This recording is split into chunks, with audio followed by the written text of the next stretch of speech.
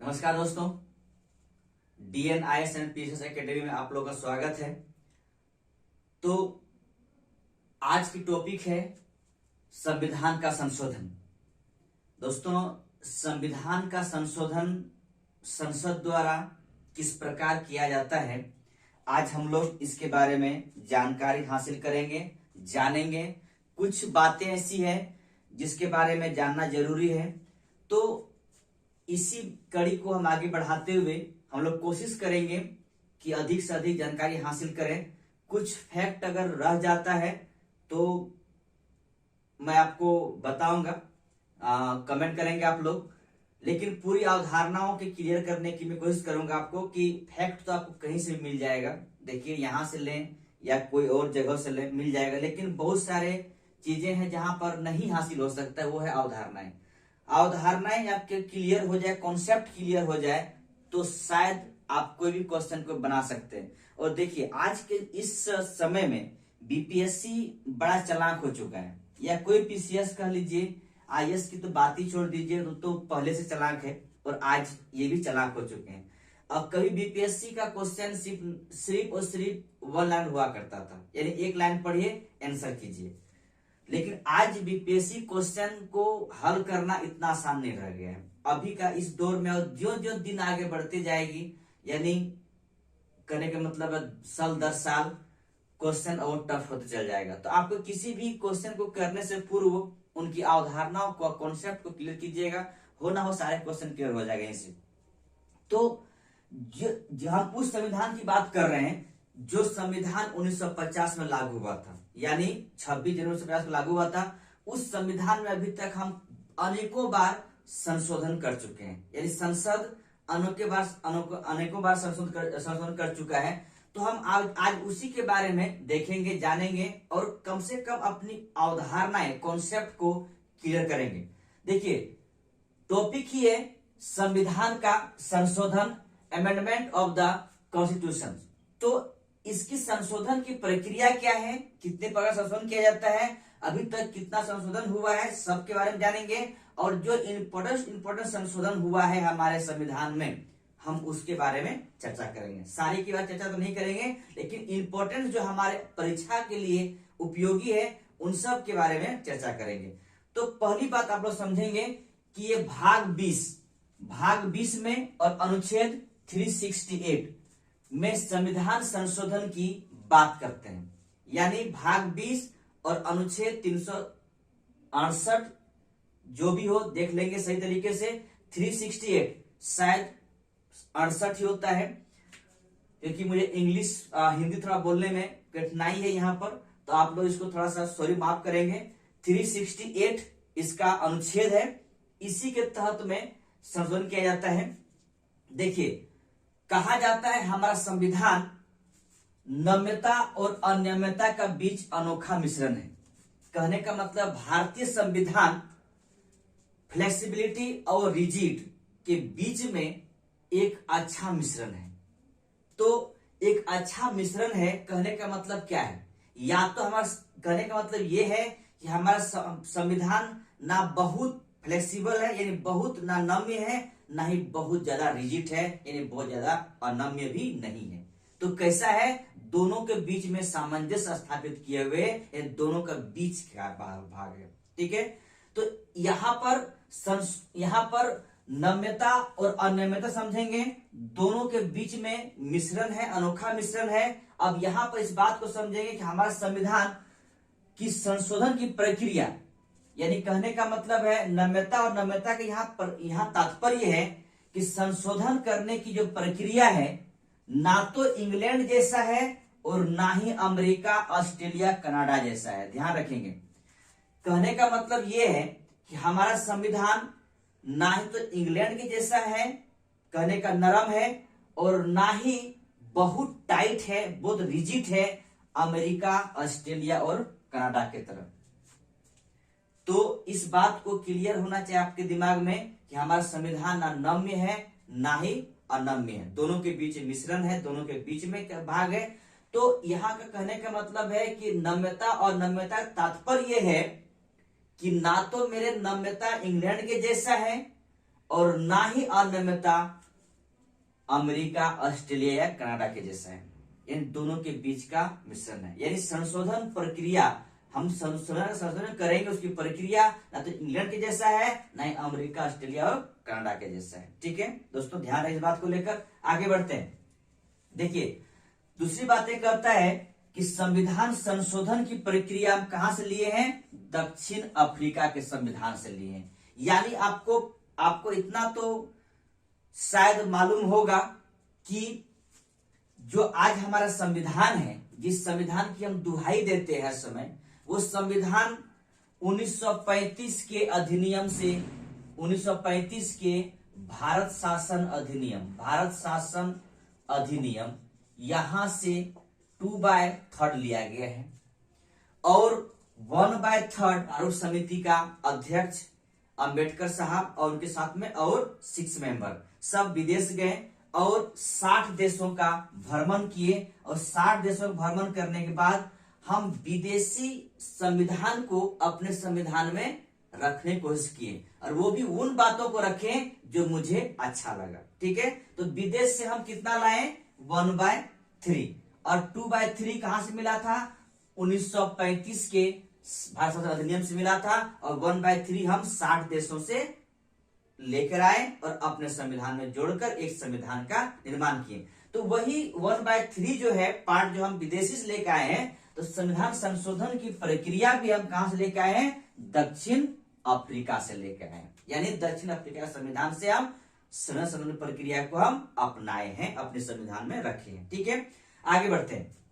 देखिए संविधान संशोधन की जो शक्ति दिया गया है, यानी संशोधन कौन कर सकता है? संविधान संशोधन कौन कर सकता है?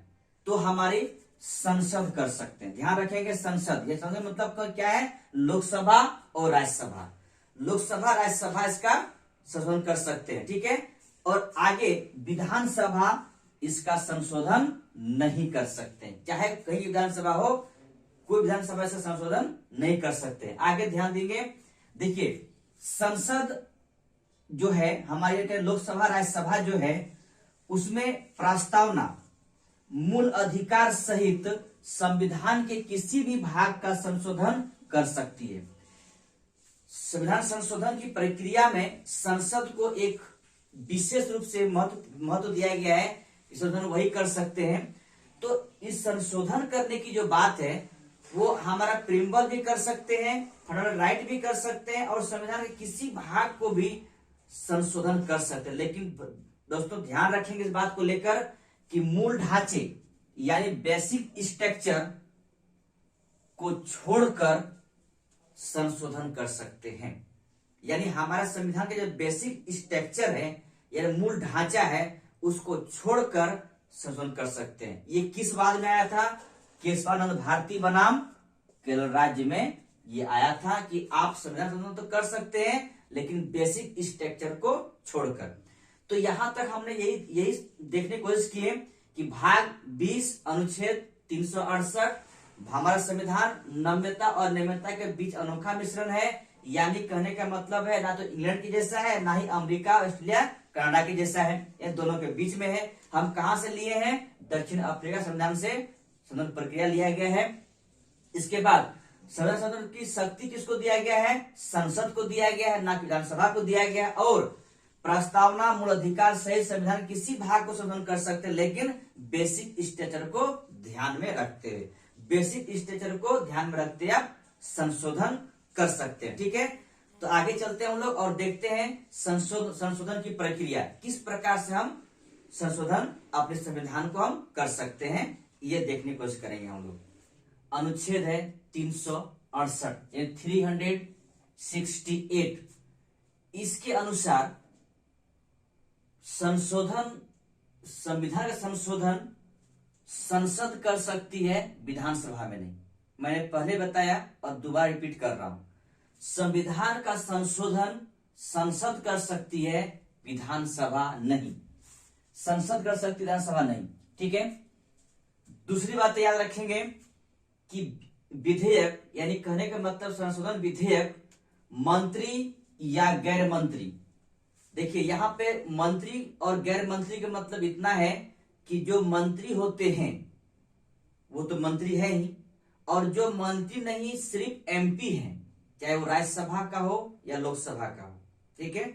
तो सिर्फ जो मंत्री हैं, सॉरी जो सिर्फ एमपी हैं उसे हम गैर मंत्री कहेंगे, ठीक है। दोनों में कोई भी ला सकते हैं संसद में, और लाने के बाद आप उसे दोनों सदनों में सेपरेट पास करना पड़ेगा, और फिर राष्ट्रपति के पास हम लेके जाएंगे उसे साइन करने के लिए। तो ध्यान रखें दोस्तों कि ये विधेयक मंत्री गैर मंत्री दोनों ला सकते हैं, लेकिन राष्ट्रपति की पूर्व स्वीकृति से पूर्व, यानी कहने का मतलब है कि राष्ट्रपति का स्वीकृति लेना यहाँ पर कोई आवश्यक नहीं है। राष्ट्रपति स्वीकृति यहाँ पर आवश्यक नहीं है, बिना राष्ट्रपति स्वीकृति का भी हम ये संशोधन विधेयक ला सकते हैं संसद में, ठीक। आगे बढ़ते हैं। प्रत्येक सदन में ये विधेयक, कहने का मतलब है संविधान संशोधन विधेयक। दोस्तों याद रखेंगे आप लोग, फैक्ट मैं बार बार बोल रहा हूं, फैक्ट आपको मिल जाएगा, लेकिन आपकी कॉन्सेप्ट क्लियर होनी चाहिए। कॉन्सेप्ट क्लियर रहेगा तो फैक्ट की जरूरत उतनी नहीं पड़ती है। फैक्ट की जरूरत पड़ती है कुछ जगहों पर, लेकिन हर जगह पे कहा जाए कि फैक्ट ही काम आएगा, बात नहीं है। आपकी अवधारणाएं क्लियर होगी तो काम हो जाएगा। रट्टा मारते रहेंगे जिंदगी भर, कुछ भी संभव नहीं है। रट्टा मत मारिए, बस समझिए, आप समझेंगे काम निकल जाएगा, ठीक है। तो आपको एग्जाम पास करना है, एग्जाम पास करने के लिए आज सिर्फ और सिर्फ फैक्ट की आवश्यकता नहीं है, और रट्टूमल होने की आवश्यकता नहीं है। रट्टा मार के कुछ नहीं संभव है। रट्टा मार के मानते हैं कि कुछ ऊंचाई तक जा सकते हैं, लेकिन एक जो परचम पे आपको चढ़ना है, जो परचम पे आपको तिरंगा फहराना है, कहने का मतलब अपनी पताका फहराना है, तो आपको इसके लिए आपकी पूरी अवधारणाएं क्लियर होनी चाहिए हर टॉपिक का। और मैं इस चैनल के माध्यम से आपको मैं बात जरूर कहना चाहूंगा कि अगर आप लोग बने रहें चैनल पे, आपका मैं अवधारणाएं क्लियर कर दूंगा, चाहे इस सब्जेक्ट का हो या आगे आने वाले सब्जेक्ट के बारे में, ठीक है। तो आप अवधारणाएं क्लियर कीजिए, फैक्ट आपको हूबहू मिल जाएगा, ठीक है। फैक्ट आपको आपके पास रख दिया जाएगा, फैक्ट याद कर लीजिएगा, ठीक है। लेकिन अवधारणाएं क्लियर होगी तो आपका फैक्ट भी आपके पास आ जाएगा, और अगर फैक्ट सिर्फ आया तो अवधारणाएं क्लियर नहीं हुआ, तो बहुत सारे एग्जाम में आपको यही से क्वेश्चन आने वाला है, इन्हीं अवधारणाओं से, ठीक है। फैक्ट अपनी जगह पर है, लेकिन अवधारणाएं क्लियर करनी पड़ेगी, ठीक है। दोस्तों याद रखेंगे, राष्ट्रपति की स्वीकृति जरूरी यहाँ पर नहीं है, उसकी बिना स्वीकृति का भी हम विधेयक को ला सकते हैं, संसद के पटल पर रख सकते हैं, चाहे राज्यसभा हो चाहे लोकसभा हो, ठीक है। आगे ध्यान देंगे, प्रत्येक सदन में संविधान संशोधन विधेयक अलग अलग पारित होना चाहिए। कहने का मतलब है राज्यसभा में अलग से और लोकसभा में अलग से पारित होना चाहिए। ध्यान रखें दोस्तों कि अलग अलग पारित होना चाहिए, और यहां पर संयुक्त बैठक की कोई प्रस्ताव नहीं है। कहने का मतलब है संविधान संशोधन विधेयक पर हम संयुक्त बैठक नहीं बुला सकते। संयुक्त बैठक का मतलब यहाँ पर यह है कि दोनों सदनों के एक साथ बैठाकर वोटिंग करवाना। यहाँ पे दोनों सदनों को अलग अलग से, दोनों सदनों द्वारा अलग अलग से ये विधेयक को पास होना चाहिए, तब राष्ट्रपति के पास बाद में जाएगा साइन होने के लिए, ठीक है। लेकिन दूसरी बात ये भी याद रखेंगे, इस विधेयक में संयुक्त अधिवेशन या संयुक्त बैठक की बात नहीं है, ठीक है। आप कोई प्रस्ताव ही नहीं है। आगे बढ़ते हैं। यदि विधेयक संविधान की संघीय व्यवस्था से तात्पर्य यहाँ पर है केंद्र सरकार और राज्य सरकार के बीच में जो संबंध है, ठीक है, जिसे संघीय ढांचा कहते हैं, उन संघीय ढांचे के साथ में कोई छेड़छाड़ हो रहा हो, किसी प्रकार के संशोधन की मुद्दा हो, तो आधे राज्य, यानी कहने का मतलब जो जितने मेरे पास राज्य हैं, तत्काल 28 राज्य हैं, 28 राज्य में 14 राज्यों का विधानसभाओं द्वारा या विधानमंडल द्वारा सामान्य बहुमत से पास हो जाना चाहिए, तभी वो संशोधन कहलाया जाएगा। कहने का मतलब है कि अगर ऐसा संविधान संशोधन हम लाते हैं जो हमारी संघीय व्यवस्था के मुद्दे को लेकर हो तो आधे भारत के कम से कम आधे राज्यों का सामान्य बहुमत द्वारा वो विधेयक पास हो जाना चाहिए, ठीक, विधानसभा में। अब यहाँ पर सामान्य बहुमत का मतलब है कि विधानसभा में उपस्थित सदस्यों का, विधानसभा में उपस्थित सदस्यों का आधे से अधिक वोट से पास हो जाना चाहिए। यहाँ पर सामान्य बहुमत का मतलब इतना सा है, ठीक है। आगे चलते हैं हम लोग। आगे है संसद विधानमंडल। कहने का मतलब है कि ऐसा संशोधन कर रहे हैं हम जो विधानमंडल से संबंधित संशोधन हो या संघीय व्यवस्था संबंधी संशोधन हो, तो संसद और विधानमंडल से पास होने के बाद हम राष्ट्रपति के पास भेजेंगे वो विधेयक, ठीक है। राष्ट्रपति के पास भेजने के बाद, और अगर ध्यान ये भी रखिए दोस्तों कि अगर संघीय ढांचे व्यवस्था ना हो, संघीय व्यवस्था का संशोधन अगर ना हो, तो संसद विधानमंडल के पास नहीं भेजेगी वो संशोधन, तो सिर्फ संसद से पास करने के बाद राष्ट्रपति के पास, और अगर संघीय व्यवस्था के साथ में कोई संशोधन होने वाली है तो संसद और विधानमंडल पास, दोनों पास होने के बाद राष्ट्रपति पास भेजेंगे। राष्ट्रपति को उस विधेयक पर पुनर्विचार के लिए वापस नहीं कर सकते हैं और ना ही अपने पास रख सकते हैं। ध्यान देंगे, राष्ट्रपति के पास भेजा हुआ विधेयक यानी संविधान संशोधन विधेयक ना अपने पास रख सकते हैं, ना ही पुनर्विचार के लिए वापस कर सकते हैं। राष्ट्रपति को यहाँ बाध्य किया गया है कि उसे साइन करना बाध्य, यानी राष्ट्रपति साइन करेंगे, राष्ट्रपति हस्ताक्षर करेंगे, ठीक है। और ये कब की बात है? ये बात है 24वां संविधान संशोधन अधिनियम 1971। 1971 में ये कहा गया था कि राष्ट्रपति को उस संविधान संशोधन पर हस्ताक्षर करना ही होगा, उसे बाध्य कर दिया गया है। उस विधेयक को ना ही अपने पास रख सकते हैं, ना ही पुनर्विचार के लिए वापस संसद को भेज सकते हैं। तो दोस्तों इतना याद रखिएगा कि संविधान संशोधन विधेयक संसद में लाया जाता है, विधानसभा में नहीं। इसे गैर मंत्री या मंत्री कोई भी ला सकते हैं। राष्ट्रपति का और अब राष्ट्रपति की पूर्व अनुमति की आवश्यकता नहीं है। आगे कहता है कि ये विधेयक अलग अलग सदनों में अलग अलग अपने अपने पास करना होगा। यहाँ पे संयुक्त बैठक की कोई आवश्यकता नहीं है। प्रस्ताव भी ऐसा संविधान में नहीं किया गया है। आगे ये भी कहता है कि संघीय व्यवस्था के साथ में कोई संशोधन किया जा रहा है तो भारत के आधे राज्यों का सपोर्ट चाहिए, यानी सामान्य बहुमत से पास होना विधेयक चाहिए। और अगर संसद विधानमंडल पास कर जाए, राष्ट्रपति पर भेजा जाए, राष्ट्रपति उस विधेयक पर साइन करने के लिए मजबूर है। ये कब कहा गया था? 24वां संविधान संशोधन अधिनियम 1971 के तहत में ये प्रावधान किया गया है। हम लोग आगे चलते हैं और है संशोधनों की प्रकार, यानी हम अपने संविधान को कितने प्रकार से संशोधन कर सकते हैं। दोस्तों, संविधान संशोधन संसद द्वारा कितने प्रकार से किया जा सकता है?